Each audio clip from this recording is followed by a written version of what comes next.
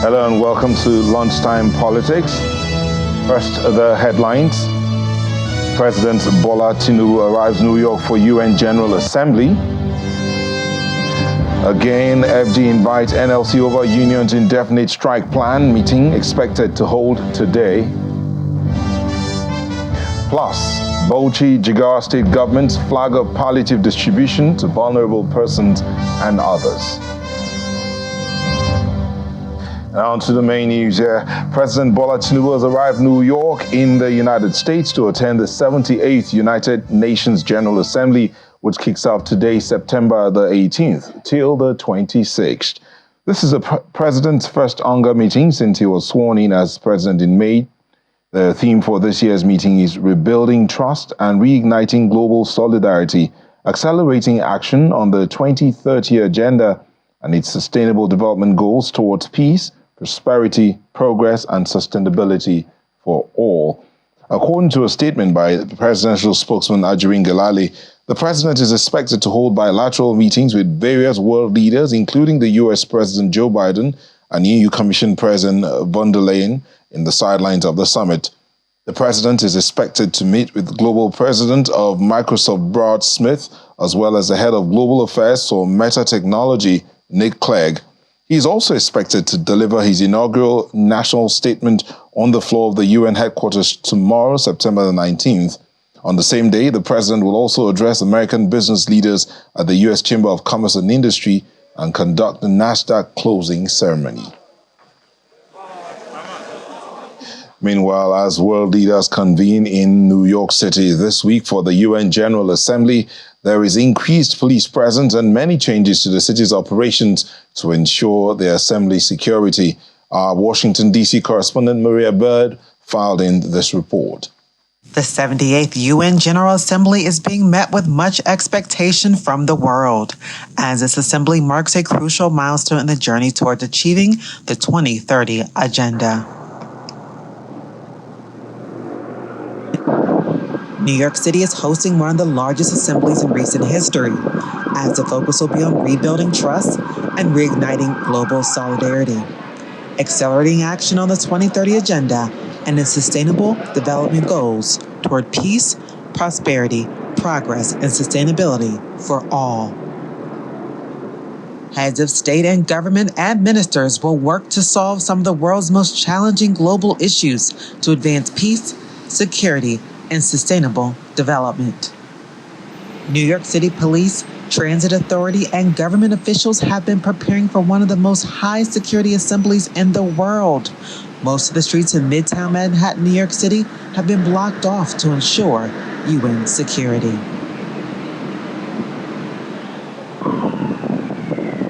While New York City is home to the United Nations, it is also making sure that it takes every precaution necessary to ensure the global leaders are safe and secure while the assembly is taking place. This General Assembly will take place in one of the largest cities in the world and is expected to host thousands of world leaders and officials during the high-level meetings and will tackle the 17 Sustainable Development Goals. From New York City, Maria Bird, Channel Television News. Well, just before his trip, President Bola Tinubu approved the nomination of Dr. Jamila Bio Ibrahim to serve as the Minister of Youth. The President also approved the nomination of Mr. Ayodele Olawande to serve as the Minister of State for Youth, and their nomination is pending their confirmation by the Senate. Dr. Jamila Bio Ibrahim is a medical doctor and most recently served as the President of the Progressive Young Women Forum, while Mr. Ayodele Olawande is a community development expert and youth leader in the APC, who recently served in the Office of the Special Advisor to the President on Innovation from 2019 to 2023. A statement by the President's spokesman, Mr. Ajuri, President Tinubu challenged the nominees to bring their best to bear in carrying out their responsibilities as they serve the nation. If confirmed by the Senate, this will bring the total number of ministers in the cabinet to 47. And on to the judiciary. The Chief Justice of Nigeria, Justice Olukayode Ariwola, will on Wednesday, September the 20th, administered the oath of office on 9 newly appointed justices of the Court of Appeal. The new justices are to be inaugurated at the main court auditorium of the Supreme Court of Nigeria. The appellate court justices are Hanatu Azumi Laja Balogun from Kaduna State, who was appointed a High Court judge on the 24th of May 1999, Binta Fatima Zubairu from Kaduna State, appointed a High Court judge on the 31st of October 2001, and Peter Chudi Obiora from Anambra State, who was sworn in as a High Court judge on the 17th of January 2005. Others are Justices Okon Efreti Abang from Akwa Ibom State, who was appointed a High Court judge on the 22nd of June 2009, Asmao Musa Mainoma from the Federal Capital Territory, appointed High Court judge on the 1st of February 2013, Lateef Adebayo Ganiyu from Oyo State, who became a High Court judge on the 26th of June 2014, and Jane Esienawan Iyang from Cross River State, who was sworn in as High Court judge on the 12th of February 2015. And staying with the courts, we go on to Sokoto State, for the Zamfara Governorship Election Tribunal judgment, which is about now happening. It is expected that the tribunal will give its judgment today as regards the status of the governor of Zamfara State. We'll be hooking up with them to find out exactly what the situation is. And the Zamfara State Governorship Election Tribunal is sitting in Sokoto and is set to deliver judgment today. The tribunal will give its verdict on the petition filed by the former governor of the state, now Minister of State for Defense, Bello Matawale, challenging the validity of the election that brought in Dauda Lawal as the governor. The former governor is allegedly accusing INEC of subverting his victory at the polls for failure to include the results of some ward areas, which, if added, will give him victory with a wide margin. The All Progressives Congress APC in Zamfara State said the party is confident of victory at the tribunal, having provided enough evidence. Yusuf Idris, a spokesperson of the party in Zamfara State, told Channels Television on Sunday via telephone that the party is hoping to reclaim its stolen mandate. He said the former governor, Bello Matawale, was rigged out by some forces at the national level because of his involvement in the fight against the new Naira note design and his support for the then presidential candidate of the party, now President Bola Tinubu. Meanwhile, the acting chairman of the People's Democratic Party in Zamfara State, Mukhtar Luga, says the party is highly confident of victory. Mr. Luga told Channels Television that the party is confident the tribunal will be just, fair, and the voice of the people will be heard. We'll get back to that story, the judgment of the tribunal in Zamfara State, which is sitting in Sokoto in a while. But let's go on to Osun State now. Following a land dispute between two communities in Osun State, the governor, Senator Ademola Adeleke, has directed that a curfew be in place in the two local government area, Rolu and Irekbodun local government area, to enforce law and order. The notice of curfew was conveyed by the Commissioner for Information and Public Enlightenment, Kolakwa Alimi, who said the attention of the Osun State government was drawn to the communal clash on the land dispute between the communities. Based on this, Governor Ademola Adeleke directed that the curfew start between the hours of 8 p.m. every night to 6 a.m. in the morning, and human vehicular movement is now restricted during the curfew till further notice. This is to forestall attempts of destruction of lives and property during this period. Now, according to Mr. Alime, anyone caught wandering or moving around in Irekbodun or local government area during the curfew period will be arrested and prosecuted appropriately.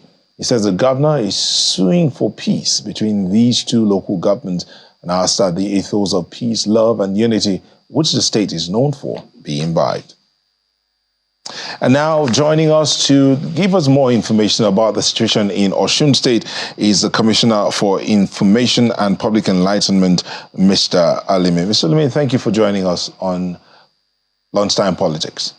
Thank you. Good afternoon. How would you assess the mood of the state leading up to the curfew that was imposed by the governor? Well, thank you very much for this opportunity. As we all know that the primary duty of the government is to secure the citizenry. When the issue of this communal dispute between Ilubu and Ifan was brought to the attention of the government, the governor quickly alerted the police and other security agents like DSS. And we have to give kudos to the police. They responded immediately, and they mobilized their men to the two communities. And that actually prevented a lot of wanton destruction of property. However, further steps will have to be taken, part of which was that, which you have rightly reported, the governor yesterday directed that curfew should be imposed on the two local governments from 8 p.m. Yesterday till 6 a.m. every day now till further notice. And the governor sued for peace. And from the report, this communal feud has been age-long feud between the 2 or 3 communities in that area, and several efforts has been made. I think what the governor has said as the step taken so far is happen to be an immediate one. Then the governor will now fashion out a permanent solution to that problem. But as it is now, the situation is calm and everything is under control. So that curfew was imposed yesterday, but what's the update you have right now? Is it being complied with completely? Yes. That's why I say we have to give kudos to all the security agents. They did well. Immediately the governor imposed the curfew. It was transmitted to the Commissioner of Police and Rural Agency, and they mobilized, and they actually enforced overnight that except with somebody who has the new reason to move, like somebody going to the hospital and so on and so forth, the issue of people moving in group from one place to another, it was actually restricted, and that has prevented wanting destruction of property, because there was a security report that some people were planning yesterday night to go and attack some people, and so there was apprehension everywhere. But that did not happen, which shows that the police and the DSS and other security agents did a human job. For people that have lived together for quite a while, why would this suddenly be coming up and to such a wanton, to this magnitude? Well, if you look at the issue of land disputes, it's not something that is new to two neighboring communities. When you come to this our own Osun state, there was a time that our source, the source of Yorubaris, Ile-Ife, and the Modakekes, they usually have a land dispute. In fact, waging war, it took the effort of the then president Olusegun Obasanjo, Baba, and then Governor Akande to settle it. Even after all, there were few issues here and there due to land. And when you look at it, it's not peculiar to these two communities. It's just about land issues. They have been staying for long, but notwithstanding, if somebody says this land belongs to me, this land does not belong to you, and before you know it, it degenerates. But this time around, I'm very sure that our governor, Senator Ademola Jackson Adeleke, will put an end to it. Permanent resolution will be made, and I'm very sure that the leaders of the two communities, and especially the 3 communities in that area, will see reason why nobody should just go to war over land. I'm very sure the governor has, I spoke with the governor yesterday after the directive that we should go and release the imposed curfew, and he said we are going to work out formulas that will resolve the issue permanently, which I very believe that I have some belief that the governor will do, and I have some belief that the leaders of the communities they will talk to their subject, not to cause trouble. While we're staying with the matter of security and peace in Osun State, what would you say about the issue of cultism in Ilesha, where some persons lost their lives? That is quite unfortunate.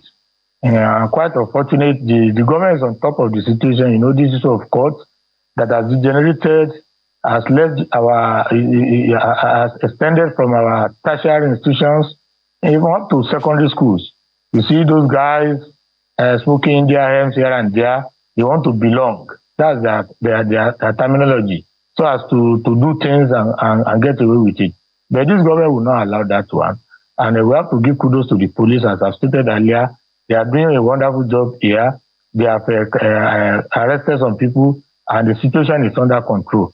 And I'm very sure that we will continue and embark on awareness to the people why they should not allow their subject, their word, to join any court. It will not pay them. It won't come out with any positive things. Many people, because they join court, they have cut short their lives. I believe strongly that by the time we start this awareness, the people will know. But I'm very sure, as it is today, police, DSS, they are taking some steps, and normalcy has restored to Elisha and its environs. Okay, besides working with the police, what other avenues is the state government looking into to ensure that people are made more aware of the negative effects of these associations? Well, that's what I've told you, that the governor has directed that we should embark on mass awareness to the people, to talk to the parents. We have how would you carry on this mass awareness? Yes, that's what I'm trying to say. We have a department, public enlightenment department, which we want to go into the various suburb communities in the state, and then using radio and televisions to let them know the negative effects and the consequence. And by the time those that have perpetrated this kind of heinous crime, by the time they are brought to book, others will learn from it. And let me just say that one of the aims of criminal punishment is a deterrence. I have some feeling that this time around, the government will make some people scapegoats, and then that will prevent others from doing the same line. So we are very sure that all these things will be brought under control. All right, thank you very much, Mr. Kolakwa Alimi, Commissioner for Information and Enlightenment. Thank you for having me. Thank you. We will take a moment on Lunchtime Politics, and we'll be back to continue to look at what other things that are happening on the political space. Just stay with us.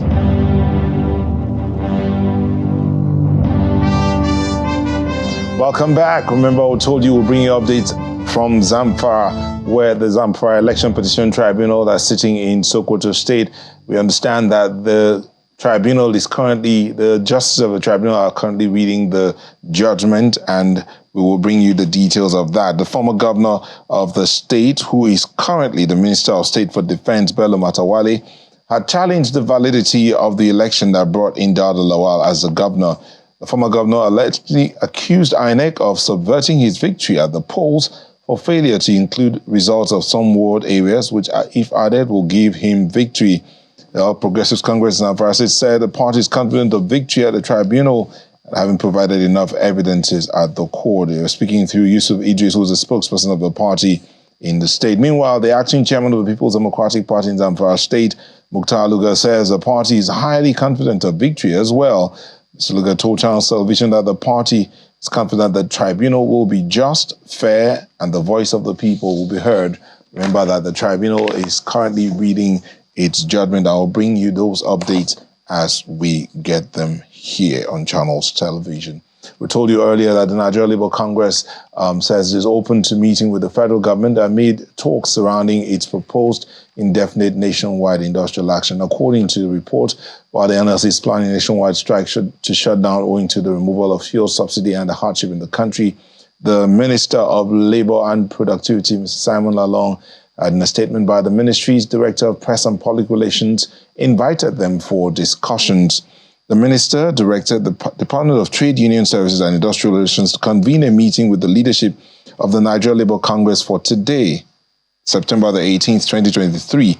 It's put on the union sit with the government to resolve all pending matters to avoid further disruption of the economy. Now, that meeting, before now, the minister had invited the NLC and the Trade Union Congress for talks to avert the 2-day warning strike held between the 5th and 6th of September. However, only the TUC showed up for that meeting. Hopefully, the NLC will be in that meeting today, and we would have updates for you as well here. And when Bauchi State Governor Bala Mohammed of Bauchi State has praised President Bola Tinubu for demonstrating true leadership in the face of a biting economic hardship. He stated this during the flag-off of the exercise of the distribution of federal government's 5 billion naira palliatives. Governor Mohammed promised to continue to assuage the sufferings of the people through various interventions. Our correspondent Hajar Aliyu reports. The Bauchi state government is officially launching the distribution of the federal government's 5 billion naira palliatives to states. Governor Bala Muhammad kicks off the process as he presents 10,000 naira cash each and bags of rice to some of these beneficiaries. The template gives special consideration to persons with disabilities and the vulnerable groups. The distribution formula cuts across different segments, and it includes the distribution of about 90,000 bags of rice across polling units. 300 million naira is being set aside for cash transfers. 800 million naira will be disbursed for the payment of outstanding gratuities of state and local government retirees, and over 600 million naira is for the payment of leave grants. Sectors like health, agriculture and transport will also receive intervention under the palliative program. I want to register my sincere gratitude to President Tinubu for his timely response to the yearnings of the people who deserve respite from the shock of the fuel subsidy removal. By this prompt response, the President demonstrated that he is a listening leader and that the removal of the subsidy on fuel was not intended to punish anybody, and that he is not ready to play politics with the life of the people. The removal was just an exercise of leadership and responsibility. The Emir of Bauchi is saddled with the responsibility of heading the distribution exercise. I hereby assure His Excellency of our total commitment to work diligently to judiciously distribute the items to all the deserving citizens to the state. We will not fail you, inshallah.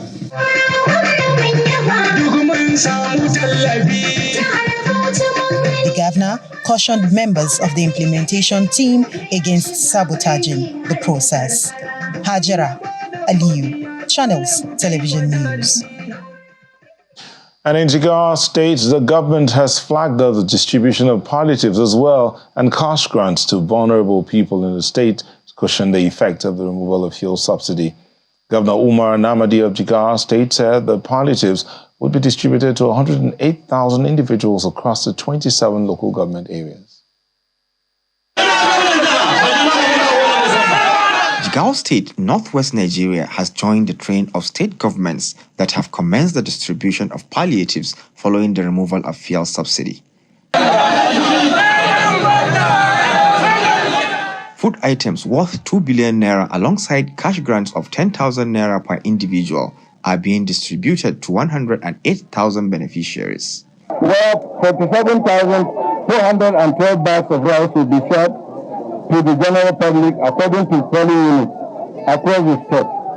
33,329 cartons of spaghetti and 8,200 bags of maize will be shared to the orphans and less privileged among the citizens. In another development, the Jigawa state government, under the able leadership of His Royal Highness, His Excellency Mala Umar Namadi, is giving out the sum of 40 million naira to each local government, each of the 27 local government in the state, to be shared to 108 beneficiaries. Those identified for the palliative distribution include orphans, persons with disabilities, youth, and the elderly. Governor Umar Namadi outlines the distribution framework across the 27 local government areas of the state and warns against any diversion of the items. It will be recalled that less than 2 weeks ago, I read the flag of disbursement of 50,000 naira empowerment grant to women across the state. That marked the commencement of a series of interventions by the state government aimed at empowering the women for economic self-reliance. Before then, the state government also distributed foodstuff comprising of rice, maize, spaghetti across all the 287 wards in the state. The state government plans to announce more palliatives for other sectors in the state, including education and transportation. Sadiq Ilyasu, Channels Television News. And with that, you have been served Lunchtime Politics. Thanks for watching. I'm Neota Igbe.